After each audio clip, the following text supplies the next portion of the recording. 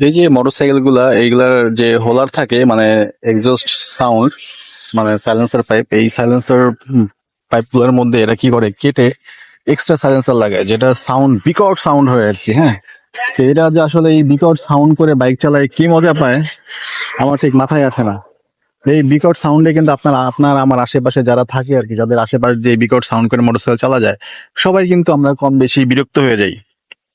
সম্প্রতি আর্মি এর একটা অভিযানে নামছে, যাদের মোটরসাইকেলের হোলার চেঞ্জ করা মানে সাইলেন্সার পাইপ চেঞ্জ করে এক্সট্রা নয়েজ করতেছে, সেই মোটরসাইকেল থামায়ে ওই সাইলেন্সার পাইপের কাছে কান নিয়ে হচ্ছে জোরে জোরে পিক আপ দিচ্ছে আর সাউন্ড মানে বুঝাচ্ছে, দেখ মানুষের শুনতে এটা কেমন লাগে। তাহলে দেখেন, একটা মানুষ, সাধারণ মানুষ যেভাবে স্বাভাবিক জীবন যাপন করে, ঠিক বাড়ির পাশটা যদি এরকম একটা মোটরসাইকেল বট বট বট বট করতে করতে যায় তাহলে কেমন লাগে বলেন। হুম। তো আসলে এটা আমার মনে হয় একটা ভাইরাস, ইয়াং জেনারেশনের মধ্যে এইটার প্রবণতা অনেক বেশি। হ্যাঁ, তো এই সাইলেন্সার পাইপ কেটে নয়েজ করে করে মুভ করা এটা মোটেও ঠিক না। আপনার আমার দ্বারা আশেপাশে যদি কারো ক্ষতি হয়, কেউ যদি আপনার আমার ব্যবহারের আচার আচরণের কারণে ডিস্টার্ব হয়, তাহলে আমার মনে হয় আপনি এটার জন্য দায়ী।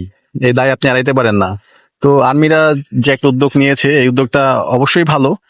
এরকম প্রত্যেকটা মোটরসাইকেলকে থামায় থামায় চেক করতেছে এরা, যে যদি সাইলেন্সার কেটে এক্সট্রা সাউন্ড বের হয়, সাইলেন্সার থেকে এক্সট্রা সাউন্ড বের হয়, তাহলে কানের কাছে গিয়ে সেই সাইলেন্সারটা জোরে জোরে বাজানো হচ্ছে, যার ফলে তাকে বোঝানো হচ্ছে দেখো কেমন লাগে। হুম।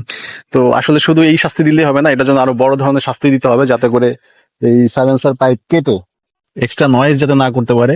কারণ শব্দ দূষণ মারাত্মক একটা খারাপ জিনিস। এই শব্দের কারণে হচ্ছে আমাদের পরবর্তী জেনারেশন বা আমি আপনি সবাই আক্রান্ত হইতে পারি, কানে কম শোনা আক্রান্ত, মানে নানান রকমের শ্রবণ মানে রোগ বা সমস্যা দেখা দেয়।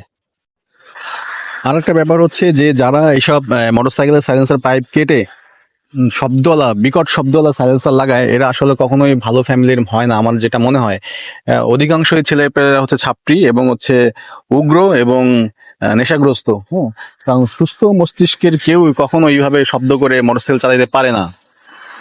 মোটরসাইকেল চলবে হচ্ছে তার নিজস্ব সাউন্ডে, মানে মোটরসাইকেলের যে নিজস্ব যে শব্দ থাকবে, যে কোম্পানি এক একটা কোম্পানির এক একটা মডেল এক রকম শব্দ, সেই শব্দ চলতে হবে। সেইখানে সাইলেন্সার পাইপ কেটে বিকট শব্দ করে মোটরসাইকেল চালানোটা আসলে এটা অযৌক্তিক এবং আইনগতভাবে হচ্ছে এটা দণ্ডনীয় অপরাধ।